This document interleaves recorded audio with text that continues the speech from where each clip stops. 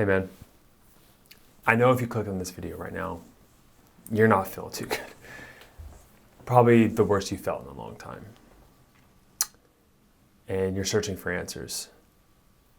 You don't know what to do. You probably made a lot of mistakes already. You're panicking.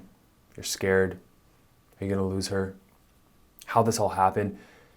Has she really felt this way after all these years? What's really going on? I want you to take a deep breath with me, right? And I got you, okay? This video is different than all my other videos. It's gonna be longer and it's intended to have you, one, stop making the 5 most common mistakes I've seen after working with, honestly, I don't even know at this point, thousands of guys for 11 years as a licensed therapist. And 2, some action steps you can take as soon as today, right? As soon as this video is over, during the video, to start the process of getting the best opportunity to get her back. And I know you're probably losing sleep, losing weight, losing sanity, right? A lot of loss right now. As hard as this may be to hear for you, this dark time, this period of uncertainty is a huge opportunity. And I want you to see that by the end of this, okay? I'm gonna give, my goal for you by the end of this video is to give you certainty, hope, and clarity and confidence, okay? So let's jump in. I wanna give you some understanding first about your wife's frame of mind and why she's behaving the way she is. If you're like the majority of women that I know throughout this process of divorce, she is most oftentimes between a dual mind state, dual mind narrative I talk about on this channel a lot, in which she could be utterly cold to you 1 second, say it's over, I'm no longer in love with you anymore. Just don't touch me, just maybe no contact, want space, told you to move out, all the worst things. And then the next day she's either nice to you, she wants to plan trips with you and the kids, or she's super friendly to the neighbors, and it's so confusing to you. Like, who is your wife, right? What's true? You just want to know how she's feeling about you so you know how to operate with her, right? Whether you should move forward and try to win her back, or should you start the process of moving on? So this concept that I teach guys is that, we have like one self, like physically, but we have a range of emotions. And especially with women, that ambivalence of feeling their emotions back and forth, and it's shifting with the tides. It's like this, seesaw, right? This tipping scale I talk about. And when you were with her in the beginning of the relationship, the voice of love and hope and reason and just her best self, really. The self when you're with her, you guys are just so connected, and it really is heaven on earth. That was the majority of who she was with you and who her true self is. But we all have a protector, an ego, a subconscious mind, where it's her main goal, that part of her, is to keep her alive. And even though you know you're not gonna really physically die if she leaves you, and vice versa, in romantic relationships, because we've evolved to really fight to stay in tribes, that part of her says that if you guys separate, then there's just going to be this pain of death. And you feel that way too. That's where the anxiety is coming from. But you have to also recognize that you've hurt her so much over the years to your ignorance. Sometimes you do know why and how, but mostly to your ignorance, that now that part of her is like, no, you're not getting close to me anymore. You're not going to hurt her anymore. As painful it is to separate from you,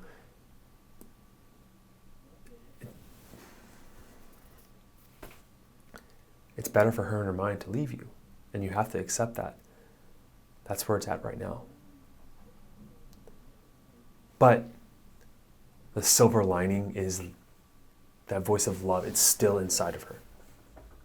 As much as she has that wall of ice, the barricade in front of her saying, I don't care anymore, I don't love you, go away. I've heard all the tests. We'll talk about tests later on, but it's just a way of seeing how devoted you really are. Now, I found there are 5 key behaviors that a lot of men go to that are super destructive, that they think are going to be helping get her back. The first one is neediness. Now, I don't have to tell you if you're feeling needy. You know if you're acting needy. And the thing is, when she first met you, your neediness was non-existent, or at least very low. And that's why she was attracted to you. What I find most husbands, majority of them in my program, they all admit to this, when their wife first had the conversation about divorce or separation or space, or however she said it with you, they become needy.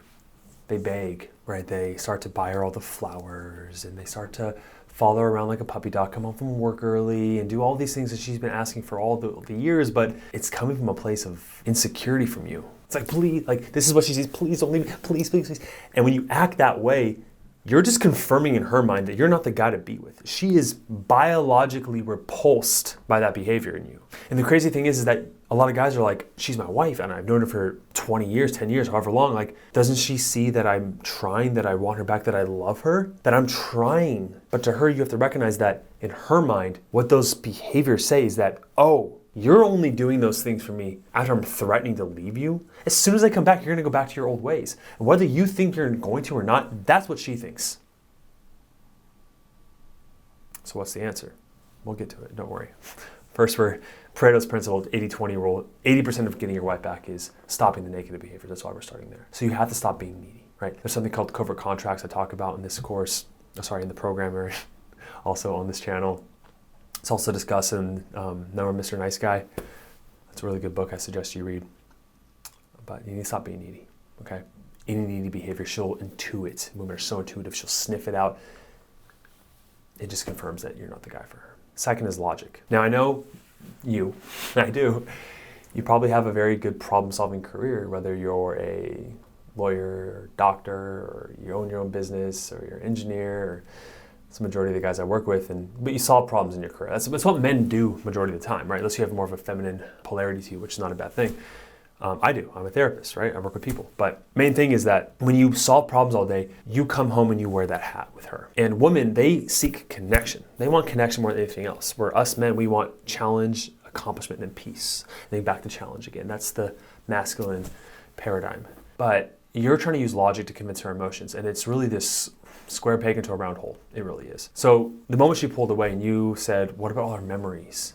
Years of memories. What about the future we promised together? What about our kids? This is not good for the kids to separate. Do you really want to go through the divorce? Like, what will the church think, or our relatives? Or you really can't convince her emotional part of the brain with logic. I used to teach dating coaching for a long time, and when I would teach guys, that is equivalent to walking up to a girl in the bar and being like, hey, I have a Mercedes out back, Or like, I have a job where I make $1 million a year. A girl doesn't give a damn about any of that. Attraction is not a choice, and attraction is triggered by a woman's emotions. And there are certain behaviors you must show to her to make her feel differently toward you.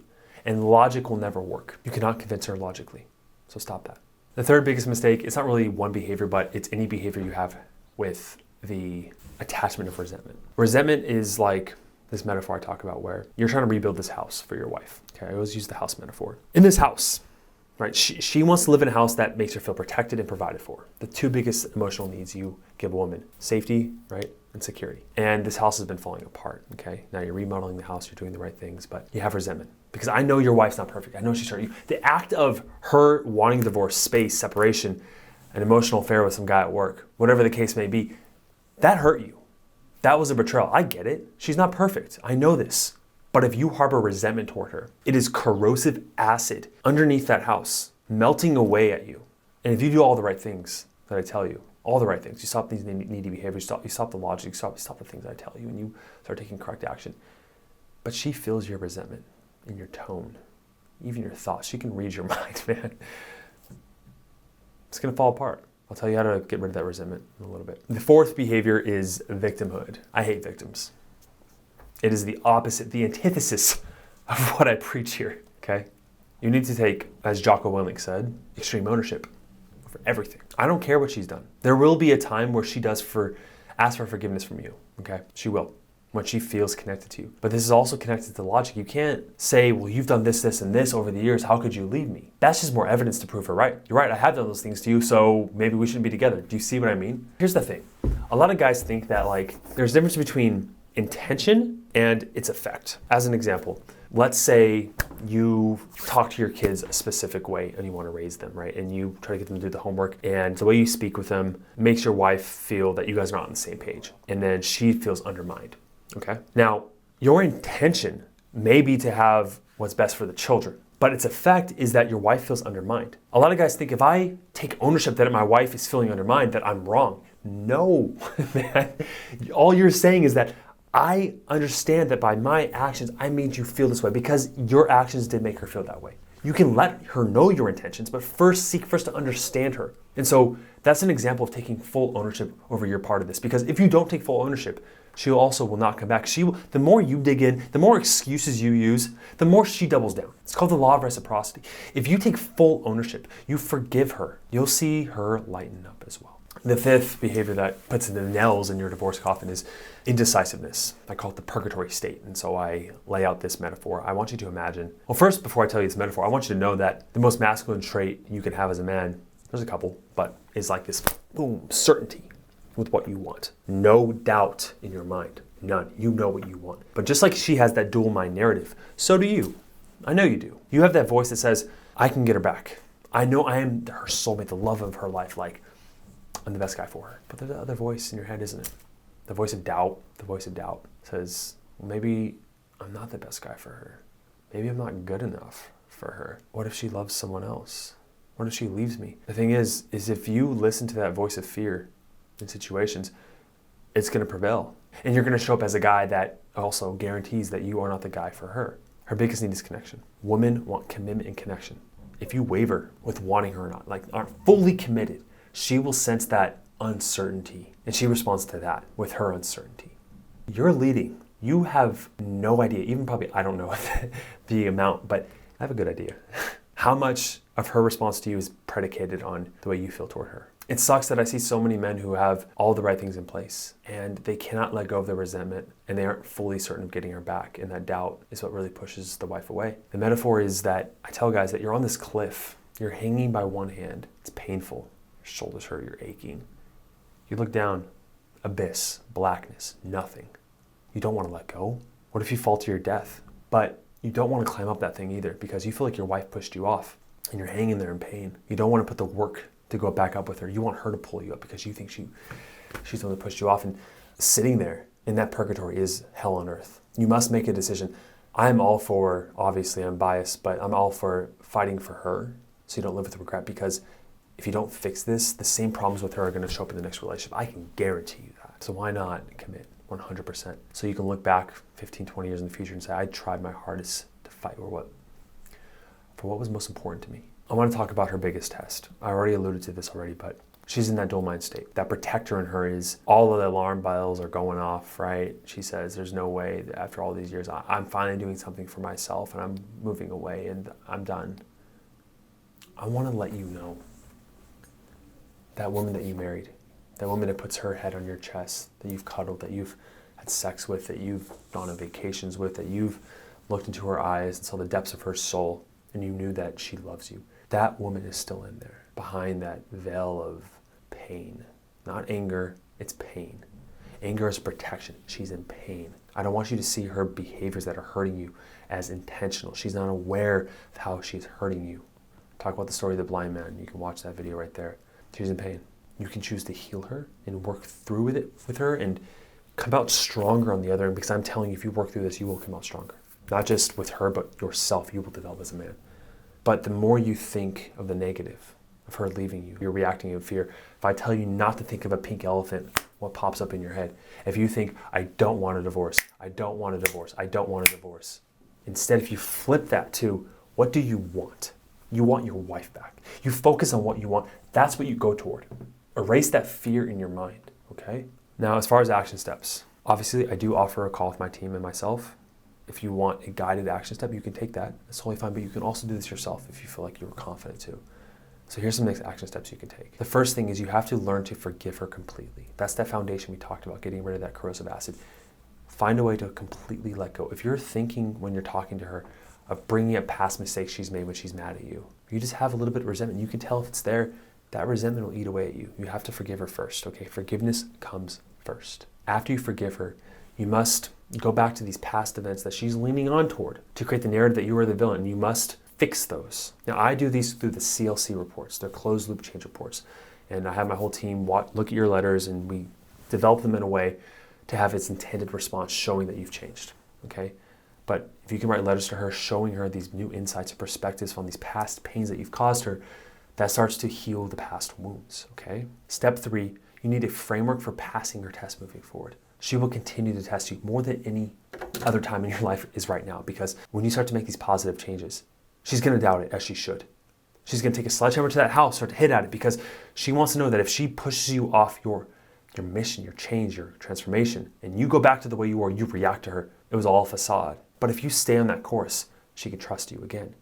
And for a lot of guys, we give them the framework to pass those tests. Fourth is communication strategies. Once you develop passing these tests, you are really creating getting that negative resentment out of the way, right?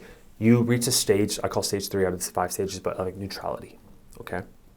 When you're in neutrality, you need to learn how to effectively know what to say to her and how to talk to her day by day to produce more positive responses on that positive scale we talked about in their dual mind narrative, to bring out that woman that you love, right? To make her feel loved day by day, okay? And the fifth and final stage is to have the open mindset, as I call it. There's like a fixed mindset and open mindset, but you need to have gratitude for her. That her pulling away from you was the biggest gift she can give you, because you've become so complacent over the years. You've poured yourself into your work and the family, and that's great. My father did the same, but he still lost his mom. You need to stop the complacency. Over the years, you devoted so much time into work and your family, and you're an amazing father, as much as she's an amazing mother, and you've excelled in your career most likely. But my father was the same way, and he lost my mom still, because you've been given a false blueprint about what it means to be a successful husband. No one teaches this, except for now, but it's a new skill to learn. But once you learn it, it becomes automatic. Not only are you a better husband, a better father, you become the best version of yourself. And it wouldn't have happened if she didn't challenge you to do so. She's given you an opportunity and a gift. So take advantage of it, right? Breathe deeply. You know to stop making the same mistakes. And if you want help, set up a free call, okay?